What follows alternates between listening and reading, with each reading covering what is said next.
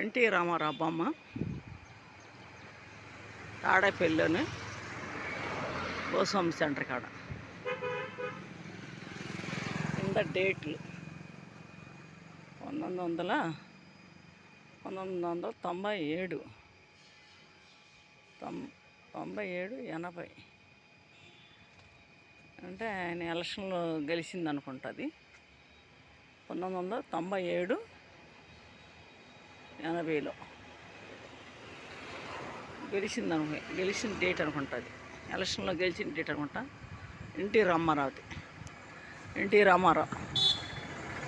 మొన్నటిదాకా అది బట్టలు చుట్టున్నాయి బొమ్మకి. ఇప్పుడు అందుకని తీస్తున్నాను.